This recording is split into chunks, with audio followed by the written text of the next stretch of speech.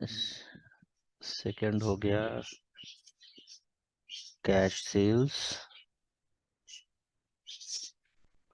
Then you have rush order,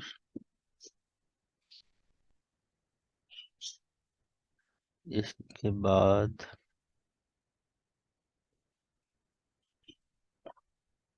consignment,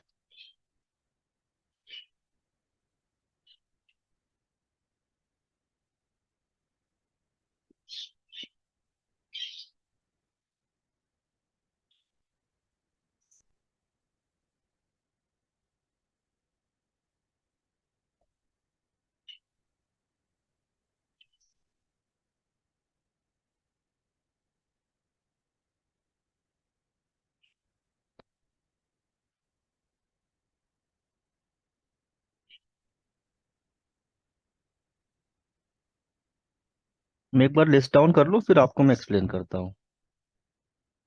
हाँ ठीक है। हम्म,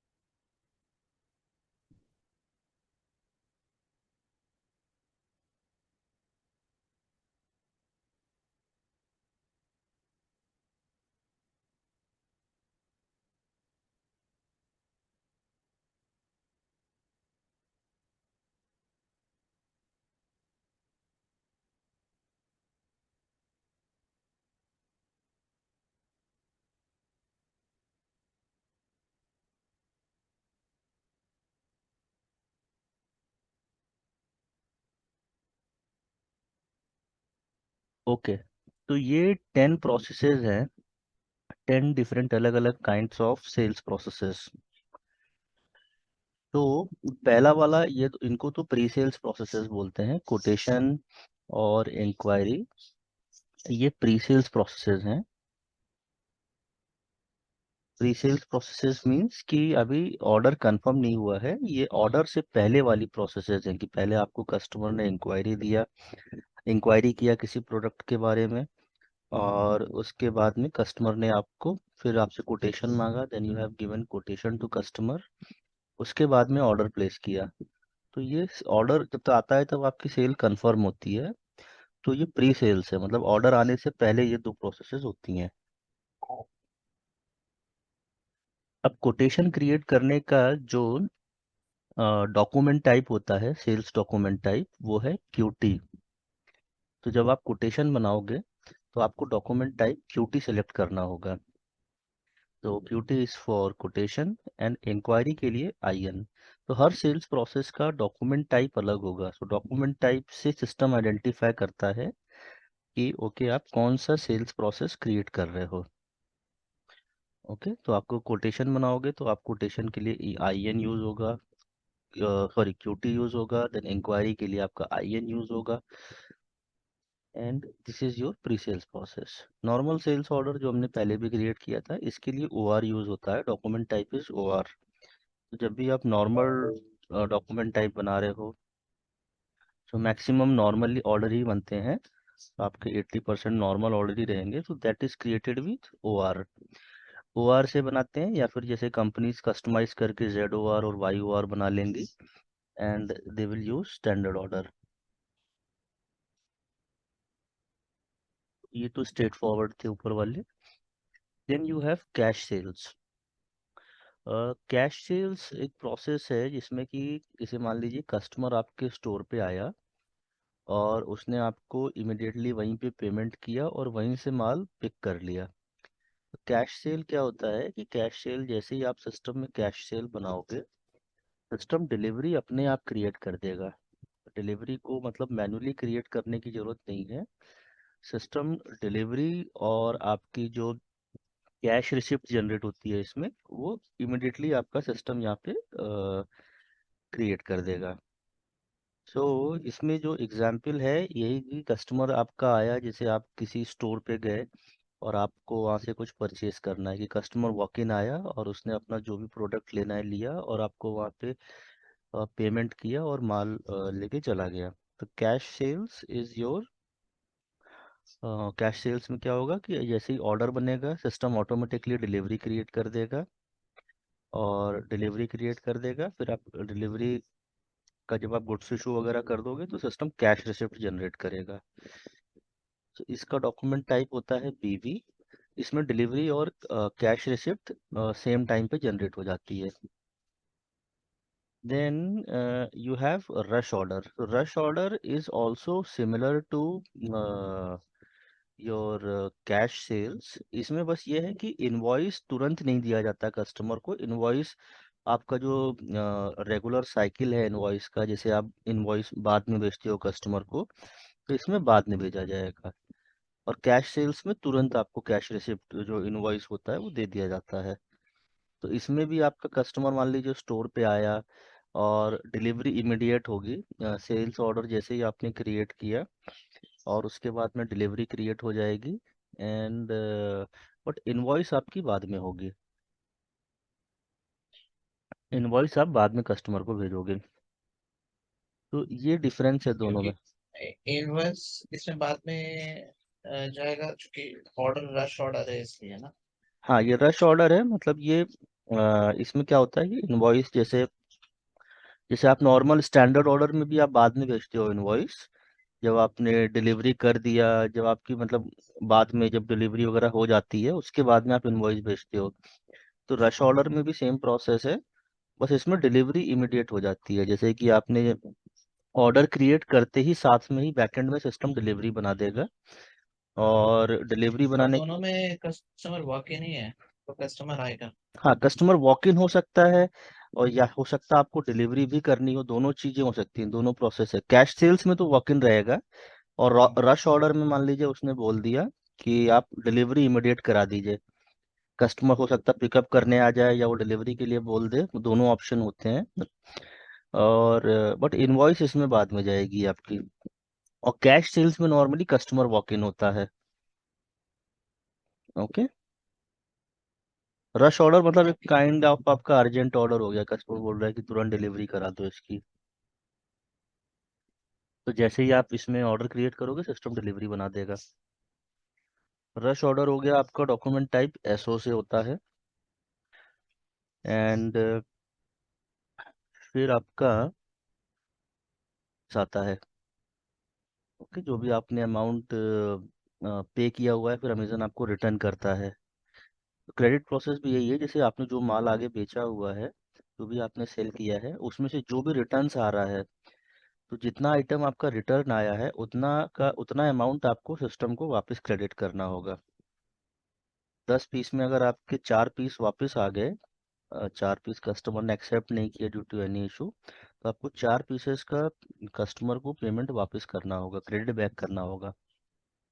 ओके। तो ये क्रेडिट प्रोसेस के थ्रू हैंडल होता है। और इसमें दूसरा ये है कि मान लीजिए आपने, एक तो इसमें हो गया कि रिटर्न्स आ गया माल, आपने उसका उतने जितना भी आइटम रिटर्न्स आया है उतना आपने वापस कर दिया।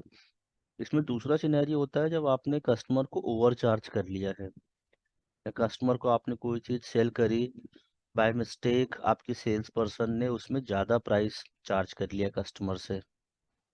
ओके। सो उस केस में बाद में आप क्रेडिट मेमो इशू करते हो कस्टमर को।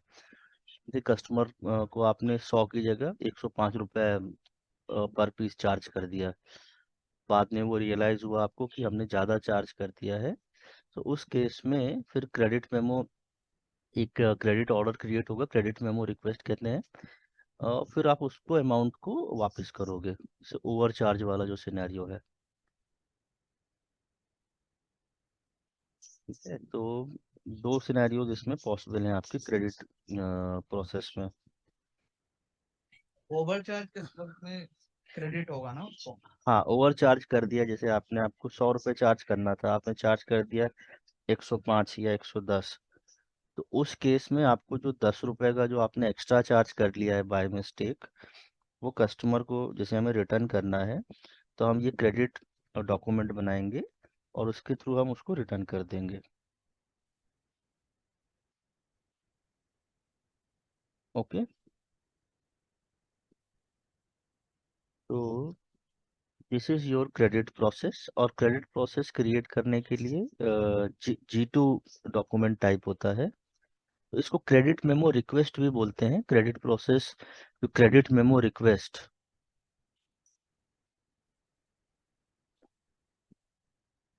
क्रेडिट प्रोसेस भी बोलते हैं, और इसी को क्रेडिट मेमो रिक्वेस्ट भी बोलते हैं। क्रेडिट मेमो रिक्वेस्ट क्रिएट किया आपने, और उसके बाद में आपने उसके अगेंस्ट में जो अमाउंट था वो आपने रिटर्न कर दिया।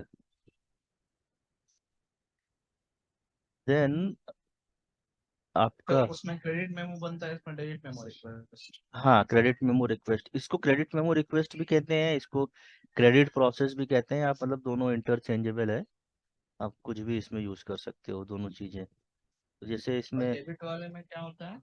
हाँ, डेबिट वाला मैं एक्सप्लेन करूंगा अभी, डेबिट वाले में आऊंगा मैं। तो क्रेडिट वाला आपको क्लियर है ना, क्रेडिट किस सिनेरियो में होगा? हाँ, ओवर चार्ज या रिटर्न। हाँ, इन दो सिनेरियोज में होगा। देन आपका इसमें, हम्म, हाँ, then you have debit process.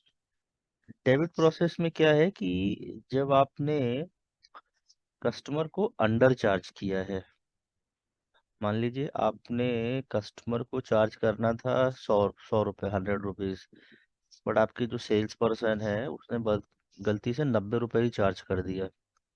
तो आपने मतलब कस्टमर को प्रोडक्ट सस्ते में बेच दिया है, अंडर चार्ज करके भेज दिया है। उस केस में बाद में हमने रियलाइज किया कि ओके, हमने कस्टमर को कम चार्ज कर दिया है। तो बाद में आप कस्टमर को फिर जो एडिशनल अमाउंट है वो कलेक्ट करने के लिए आप डेबिट मेमो रिक्वेस्ट रेस करोगे। और डेबिट मेमो रिक्वेस्ट करने के लिए, अब जैसे डेबिट मेमो रिक्वेस्ट का ऑर्डर टाइप होगा, ऑर्डर टाइप इज L2, तो हम एक L2 का document type sales order create करेंगे, डेबिट मेमो रिक्वेस्ट कहेंगे उस कहते हैं उसको। और जितना भी अमाउंट हमें चार्ज करना है, जो हमारा पेंडिंग अमाउंट है, वो हम कस्टमर को उतना उसका इनवॉइस भेजेंगे, फिर कस्टमर से कलेक्ट करेंगे। तो डेबिट में हमको कलेक्ट करना है कस्टमर से जो भी हमारा रिमेनिंग अमाउंट है। ओके, और क्रेडिट में हम वो अमाउंट वापस कर रहे हैं कस्टमर को, क्रेडिट क्रेडिट दे रहे हैं वापस, क्रेडिट बैक। ये हो गया आपका। Then you have, okay, debit is okay, debit समझ में आ गया। हाँ, अगर अंडर चार्ज किया तो फिर डेबिट करेगा हाँ, कस्टमर से। Correct correct. पर देन अंडर चार्ज करेगा कैसे, मतलब कम पैसा देके कैसे कोई सामान रहेगा? नहीं, जैसे सिनेरियो है, जैसे मान लीजिए आपका जो डे टू डे ऑपरेशंस है उसमें किसी प्रोडक्ट की प्राइस सिस्टम में मेंटेन्ड नहीं है, ठीक है, जो आपका सेल्स ऑर्डर जो कस्टमर जो यूज़र बना रहा है, जो एंड यूज़र बना रहा है, उसने गलती से 100 रुपये डालना था उसको मैनुअली प्राइस पर आइटम, उसने 100 की जगह केवल 10 की एंट्री करके आगे ऑर्डर कंफर्म कर दिया। ठीक है, बाय मिस्टेक उसने 100 की जगह 10 ही डाला, 10 रुपीज़ डाल के उसने ऑर्डर क्रिएट कर दिया। डिलीवरी वाले प्राइस वगैरह तो देखते नहीं है, बाद में इनवॉइस वाले ने भी मतलब मान लीजिए नहीं नहीं चेक किया, इतना नहीं ध्यान दिया, तो और कस्टमर से आपने कम अमाउंट कलेक्ट कर लिया। फिर बाद में ऑडिट वगैरह के टाइम पे आपने रियलाइज़ किया कि अच्छा, हमने तो इस कस्टमर को अंडर चार्ज किया हुआ है। तो फिर आप कस्टमर को कांटेक्ट करेंगे और फिर उनको उनसे डेबिट मेमो रिक्वेस्ट के थ्रू हमें बैलेंस अमाउंट क्रिएट कलेक्ट करेंगे। तो ये एक सिनेरियो है, मतलब जैसे बिजनेस में तो कोई भी सिनेरियो कभी भी आपको जरूरत पड़ सकती है। हाँ, एक नेगेटिव सिनेरियो हो गया। हाँ, तो ये सिनेरियो भी मतलब सिस्टम में दे रखा है कि जैसे अगर आपको अमाउंट कलेक्ट करना है तो कुछ प्रोसेस होनी चाहिए ना सेल्स साइड से भी, तो उसको अच्छा, कवर हाँ। करने के लिए ये चीज SAP ने दे रखी है। तो उसका और दूसरा ऑप्शन ये भी है कि फाइनेंस वाले डायरेक्टली अपना फाइनेंस में एंट्री क्रिएट कर ले पेमेंट रिसीव करके। तो बट सेल्स साइड से हमको मतलब ये प्रोसेस अगर हम करेंगे तो सेल्स साइड से ये ऑप्शन है कि आपको इसका डेबिट मेमो ऑप्शन से। की डायरेक्ट गुंडा बेच के ले आओ पैसा। हाँ वो तो है। और ठीक है, तो उसको वो तो आउट ऑफ सिस्टम होगा ना। वो एक्सेप्शनल सिनेरियो हो जाएगा। हाँ तो सिस्टम सिस्टम में। वो वैसे वो आउट ऑफ सीक्वेंस है। हाँ राइट। तो ये हो गया आपका क्रेडिट एंड डेबिट। और देन आपका रिटर्न्स प्रोसेस होता है। रिटर्न्स प्रोसेस वही है, जैसे कि आपने कस्टमर को ऑलरेडी जो माल बेचा हुआ है उसमें कस्टमर ने कंप्लेंट किया कि आपने जो प्रोडक्ट भेजे हैं इसमें एक प्रोडक्ट या दो प्रोडक्ट इनकी क्वालिटी सही नहीं है या फिर इसमें कोई इशू हो रहा है।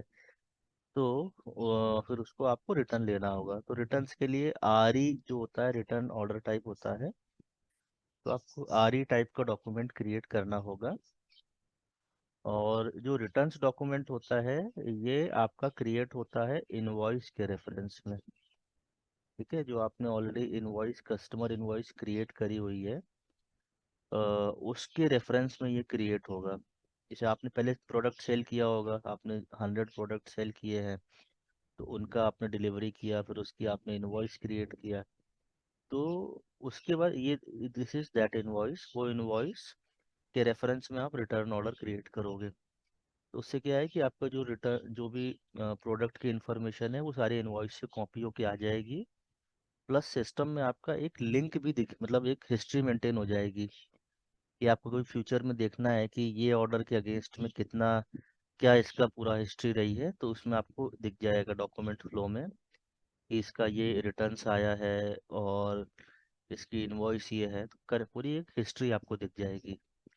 तो returns process is created with reference to invoice, और इन सम सिनेरियोज वो ऑर्डर के रेफरेंस में भी क्रिएट किया जाता है। तो मैक्सिमम केसेस 90+ केसेस में तो आपका वो इनवॉइस के रेफरेंस में होगा। बट कुछ कस्टमर्स हैं वो अपना मतलब ऑर्डर के रेफरेंस में भी उसको क्रिएट करते हैं। सिस्टम एसएपी दोनों ऑप्शन अलाउ करता है। तो आपको रिटर्न अगर बनाना है आप इनवॉइस से रेफरेंस में बना लो या फिर ऑर्डर के रेफरेंस में बना लो, दोनों ऑप्शंस हैं। तो रिटर्न ऑर्डर आप बनाओगे, फिर आपको रिटर्न डिलीवरी जो आपके प्रोडक्ट हैं डिलीवरीज वापस आएंगी, और उसके बाद में आपको कस्टमर को क्रेडिट नोट इशू करना होगा। तो ये दो सिनेरियो, ये सिनेरियो हो गया इसमें। Then you have invoice correction request. इसका डॉक्यूमेंट टाइप है आर के। और ये बेसिकली जैसे आप कि हम्म, हाँ पूछिए। कुछ क्वेश्चन है क्या वरुण? नहीं नहीं, आप आर बी लिखे थे ना, आपको बोले बोले आर के। अच्छा अच्छा, ओके ओके। तो फाइन, ओके। सो ये आर के डॉक्यूमेंट टाइप होता है इनवॉइस करेक्शन रिक्वेस्ट का। और इनवॉइस करेक्शन रिक्वेस्ट मतलब ये हमेशा इनवॉइस के रेफरेंस से बनाई जाती है। जो आपने इनवॉइस बनाया है उसके रेफरेंस में ही बनेगी ऑलवेज। इनवॉइस के रेफरेंस से बनेगी ये अभी। इस इनवॉइस करेक्शन रिक्वेस्ट में क्या होता है कि मतलब आपको जैसे क्रेडिट और डेबिट मेमोज इशू करने हैं, तो ये उसका एक मतलब एक ऑल्टरनेट प्रोसेस है। एक तो ऑप्शन है कि आप क्रेडिट मेमो रिक्वेस्ट या फिर डेबिट मेमो रिक्वेस्ट के थ्रू आपको जो भी करेक्शन भेजनी है उसके थ्रू भेजिए। और दूसरा ऑप्शन एसएपी ने दे रखा है इनवॉइस करेक्शन रिक्वेस्ट का। और इसमें क्या होता है कि आप जब इसको इनवॉइस के रेफरेंस में आप कॉपी करके बनाओगे इनवॉइस करेक्शन रिक्वेस्ट, तो इसमें आपको सिस्टम इसी में आपको क्रेडिट और डेबिट दोनों ऑप्शन चेंज करने का ऑप्शन दिखाएगा। जो सिस्टम में जो डॉक्यूमेंट है, जो आर के डॉक्यूमेंट से आप बनाओगे, तो उसमें आपको क्वांटिटी करेक्ट करना है या फिर प्राइस करेक्ट करना है, तो सिस्टम आपको इनवॉइस करेक्शन रिक्वेस्ट में दिखाएगा। आप उसके इसके थ्रू आप करेक्ट कर सकते हो, या फिर आपने जो डेबिट और क्रेडिट मेमो प्रोसेस देखा है उसके थ्रू कर सकते हो। तो instead of two different processes एक सिंगल डॉक्यूमेंट टाइप एसएपी ने दे दिया है इनवॉइस करेक्शन रिक्वेस्ट। इसमें आप क्रेडिट वाले पार्ट भी कर सकते हो और डेबिट वाले पार्ट भी कर सकते हो। तो कुछ companies invoice correction request use करती हैं, कुछ डेबिट मेमो रिक्वेस्ट का प्रोसेस या क्रेडिट मेमो रिक्वेस्ट का प्रोसेस उसको यूज़ करती हैं। तो ये इनवॉइस करेक्शन वाला ज्यादा यूज नहीं होता, क्रेडिट और डेबिट मेमो का हाँ, ही रहता होगा। वो ज़्यादा यूज़ होते हैं, वो ज़्यादा यूज़ होते हैं। तो मतलब एसएपी ने ऑप्शन दे रखा है ये इनवॉइस करेक्शन रिक्वेस्ट का भी कि इनवॉइस में कुछ इश्यूज रहते होंगे, जैसे ये मतलब सही मटेरियल नहीं हुआ या फिर प्राइसेस के कुछ इश्यूज रहते होंगे, तो हाँ, उसको करेक्ट कर सकते हैं। इसमें मतलब वही चीज़ है, जैसे आपको कस्टमर से अगर क्रेडिट कस्टमर को कलेक्ट करना है या फिर डेबिट करना है, तो आप अच्छा, या तो उसी उन टाइप का करेक्शन। उन दोनों प्रोसेसेस को यूज़ करो जो हमने पहले देखे हैं, क्रेडिट मेमो और डेबिट मेमो, या फिर ओके, इनवॉइस करेक्शन से भी ये चीज़ मतलब हम अचीव कर सकते हैं। रेक्टिफाई हो सकता हाँ, तो ये अलग अलग ऑप्शन एसएपी ने दे रखे हैं। अब जो है। कंपनीज अपने हिसाब से जिसको जो यूज़ करना होता है दे विल यूज़। ठीक है, तो ये एक प्रोसेस है इनवॉइस करेक्शन रिक्वेस्ट का। देन अब हमारा कौन सा बचा है, consignment, contract and scheduling agreements. So ये तीनों थोड़े बड़े टॉपिक हैं, इसमें से आज कंसाइनमेंट वाला करते हैं। तो कंसाइनमेंट क्या है, कंसाइनमेंट इज अ प्रोसेस और उसके अंदर में चार सब प्रोसेसेस होती हैं। ठीक है, कंसाइनमेंट इशू, थोड़ा इसे समझते हैं।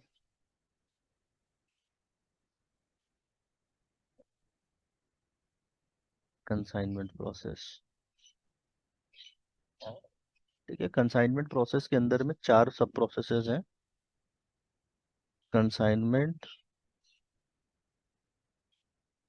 फिल अप,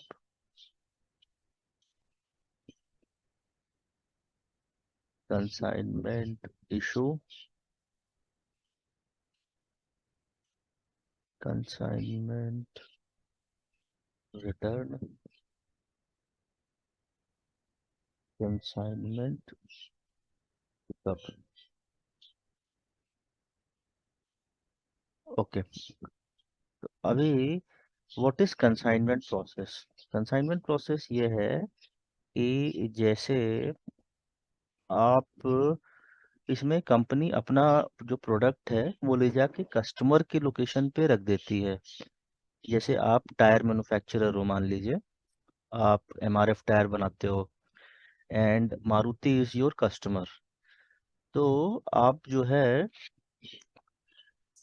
आप क्या करते हो कि आपने 1000 पीसेस टायर के डायरेक्टली मारुति के गोदाम में पहले से जाके डाल दिए। ठीक है, मारुति ने आपको वहाँ अपना वेयर हाउस का कुछ दे रखा है लोकेशन। आप गए, सो आप टायर मैन्युफैक्चरर हो और आपने 1000 पीसेस मारुति के स्टॉक में जाके मारुति के वेयर हाउस में जाके रख दिए। मारुति को वहां से जैसे जैसे जो यूज होता रहेगा, जितने भी टायर्स यूज होते रहेंगे वो वहां से कंज्यूम करते रहेंगे, और उतने प्रोडक्ट्स की जितना मारुति कंज्यूम कर रहा है उतने की आप उनको बिलिंग करते रहोगे।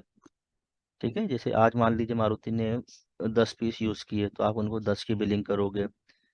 नेक्स्ट डे उसने 50 यूज किए तो आप उन्हें 50 की बिलिंग यूज करोगे। तो कंसाइनमेंट में प्रोडक्ट अपना लाके हमने कस्टमर के प्रेमाइसेस में रख दिया।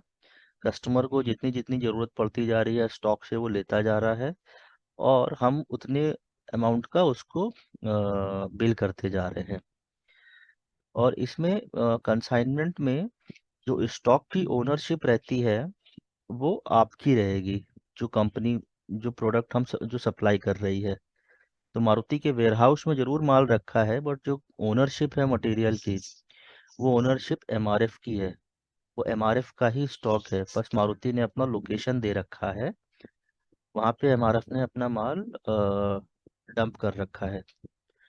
तो ओनरशिप किसकी है, स्टॉक किसका है, एमआरएफ का है, और जगह किसकी है, मारुति की है।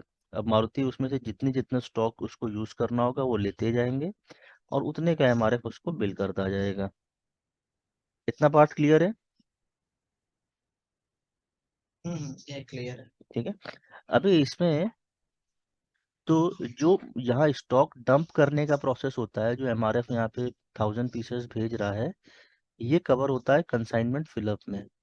कंसाइनमेंट फिलअप में जो मैन्युफैक्चरर है या फिर जैसे जो हम इस केस में एमआरएफ हैं, तो हम यहाँ पे 1000 पीसेस मारुति के यहाँ स्टॉक भेज रहे हैं, कंसाइनमेंट फिल कर रहे हैं।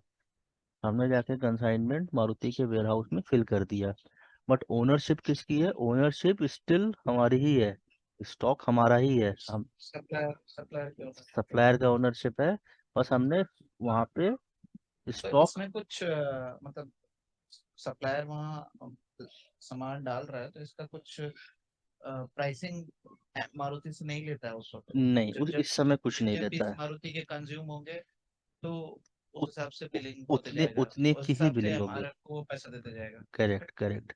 ये सब जो बड़े बड़े बिजनेस हैं बी टू बी, उनमें ये नॉर्मली कंसाइनमेंट यूज होता है, कि जहाँ पे आपको रेगुलर स्टॉक का यूज लगता रहेगा। तो instead of ordering every time, customer के यहाँ हमने स्टॉक वहाँ पे फिल करके रख दिया, और जो जो जितना उसको जरूरत पड़ती जाएगी वो डेली बेस पे लेता जाएगा। ठीक है। फिर तो भी ये वाला सारे कस्टमर्स के लिए नहीं होता। नहीं नहीं, सारे के लिए नहीं होता ये, मतलब इंडस्ट्री स्पेसिफिक है, कस्टमर स्पेसिफिक है। और हम्म, जो बिग कस्टमर्स हैं थोड़ा उनमें यूज प्रायोरिटी होता और है। रेपुटेड कस्टमर्स के लिए ही होगा ये। लाइक हाँ, मारुति हुंडई ये सब तो रिनाउंड है थोड़ा। Right, right. तो इसमें जैसे ये हो गया हमारा कंसाइनमेंट फिलअप प्रोसेस, कि हमने कंसाइनमेंट वहाँ पे माल डाल दिया है, स्टॉक अभी भी हमारा है, बस हमने कस्टमर की लोकेशन पे माल रख दिया है, और कस्टमर एज की कस्टमर वहाँ से अपना लेता जाए एज एंड व्हेन जितनी उसको ज़रूरत हो रही है। अब कंसाइनमेंट इशू प्रोसेस में क्या होता है? कंसाइनमेंट इशू प्रोसेस में कस्टमर मारुति ने बोला कि मुझे 100 पीसेस चाहिए, तो हम अपने कंसाइनमेंट फिलअप स्टॉक जो वहाँ पे रखा हुआ है, उससे 100 पीसेस उसको इशू कर देंगे, मारुति को इशू कर देंगे। और इस 100 पीसेस का फिर आपको इनवॉइस क्रिएट होगा। इस 100 पीसेस का। मतलब ये इशू मतलब फिलअप के बाद होता है? तो वन हाँ थाउजेंड रखा हुआ था, जी। लेकिन अब 100 ये बोल रहे कि 100 का कंसाइनमेंट इशू कर दे। अभी कुछ बिका नहीं है लेकिन तब भी इशू कर दे।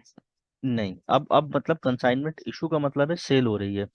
अब मतलब कस्टमर ने। मारुति ने सेल कर दिया ना 100। हाँ, तो मारुति ने बोला कि हमें 100 पीसेस चाहिए, तो आप सिस्टम में कंसाइनमेंट इशू बनाएंगे। कंसाइनमेंट इशू का मतलब है आपने 100 पीसेस मारुति को बेच दिए। ठीक है, नहीं 100। नहीं, मैं कह रहा हूँ कि जैसे हाँ। पहले कंसाइनमेंट फिलअप हुआ हम्म, तो 1000 उन्होंने मारुति के यहाँ डाल दिया, ठीक है। हम्म।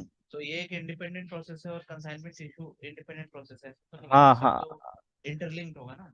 हाँ, सब इंटरलिंक्ड है, बट ये अच्छा, सिस्टम में आपको अलग अलग तो प्रोसेस ये बनाने पड़ते हैं। 100 जैसे हाँ। एमआरएफ ने 100 के कंसाइनमेंट इशू कर दिए, हम्म। दैट मीन्स कि उसी 1000 में से 100 के इशू कर दिए कि ये सेपरेट हाँ, तो 100? उसमें ही तो अब आपका जो स्टॉक बचा, 900 स्टॉक बचा आपका वेयर हाउस में, और जिनकी आपने बिलिंग नहीं हुए हैं जिसकी बिलिंग नहीं हुई है, जो आपका अपना स्टॉक है, और 100 पीसेज आपने मारुति को इशू बेच कर दिए। दिए।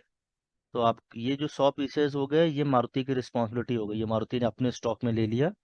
और अच्छा, जो। ये इसके ओनर मारुति हो गए। हाँ, इसका ओनरशिप अभी मारुति ये के 100 पास चला गया। अभी ये 100 भी मारुति ने इंड यूजर को नहीं दिया है, ये उसके पास है। हाँ, मतलब मारुति ने ये अपने वेयर हाउस में रख लिया, अब अपने उनका जो अलग एरिया है। नहीं नहीं, मैं कह हाँ, रहा हूँ जैसे कि अभी किसी एंड यूजर को गया नहीं, जैसे फर्स्ट केस में आप बोल रहे थे ना, जैसे 1000 है, अब जैसे जैसे बिलिंग होगा वैसे वैसे मतलब एमआरएफ को मतलब, तो जैसे मारुति कोई भी एक सेल करेगी तो एमआरएफ को बिलिंग जाएगा। हाँ, ये ऐसा 100। यहाँ नहीं है ना, ये वही वही है, 900 नहीं, वही है, मतलब वही वही है, चीज है। वही चीज है। अच्छा, हाँ, 100 पीसेस मतलब मारुति ने आपसे खरीद लिया, 100 पीसेस का आपसे उसको बिल पे कर दिया। तो आपके जो 1000 पीस जो आपने वहाँ रखे थे, उसमें से 100 पीस मारुति ने परचेज कर लिया, उसका आपको पेमेंट लेकिन करके अभी सेटल एंड कर एंड दिया। यूजर को नहीं दिया है।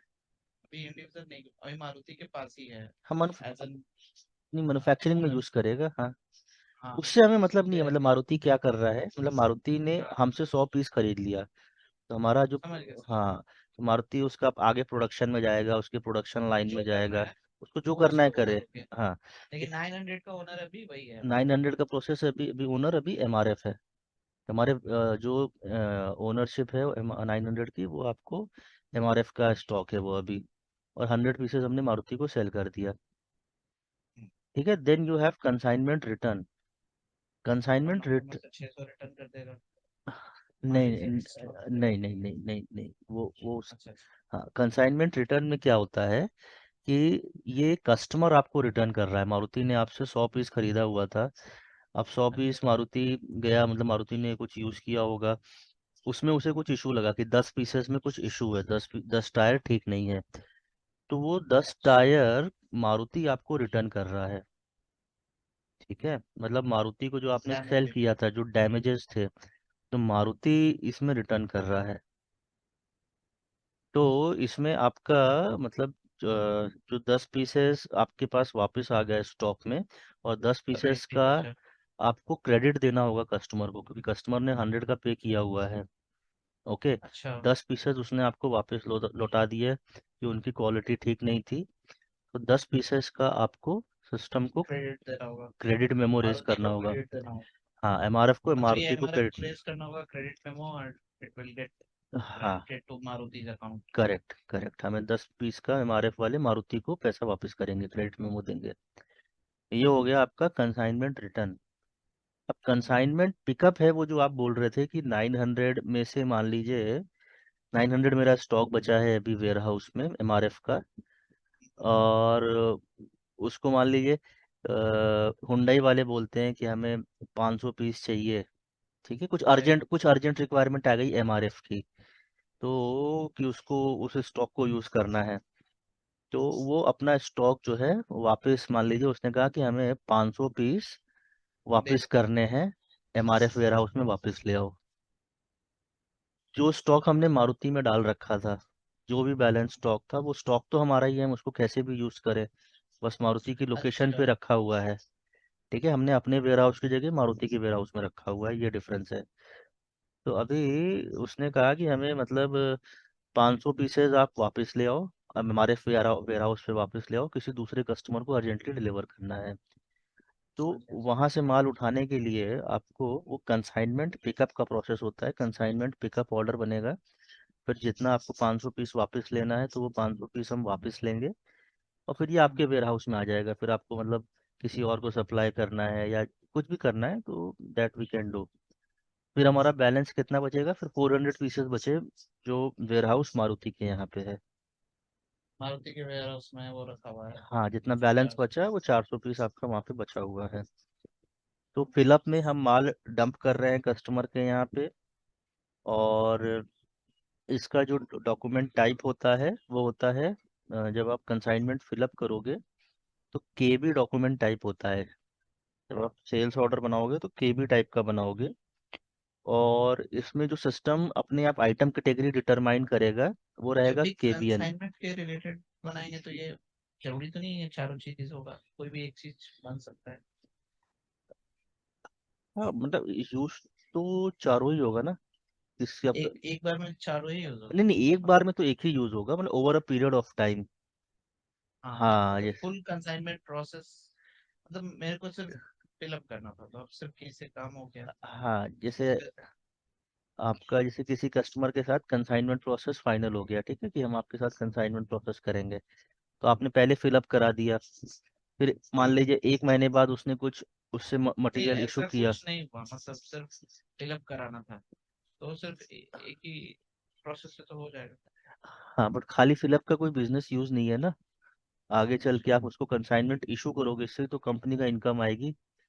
एक्चुअल अच्छा। सेल तो यहाँ पे हो रही इशू। है। हाँ, इशू तक तो हाँ। ठीक है, लेकिन रिटर्न पिकअप का जरूरत नहीं है ना, ये तो बेस्ड ऑन रिक्वायरमेंट। हाँ, बेस्ड ऑन रिक्वायरमेंट है, अगर कुछ रिटर्न आएगा तभी ये प्रोसेस होगी। और पिकअप भी जैसे मान लीजिए आपको नहीं करना है, आपने एक बार माल लेके डाल दिया, तो इसको यूज नहीं होगा ये। तो मतलब फर्स्ट टू तो आपको यूज करने ही है, और हाँ, नीचे टू वाले सिनेरियो बेस्ड है।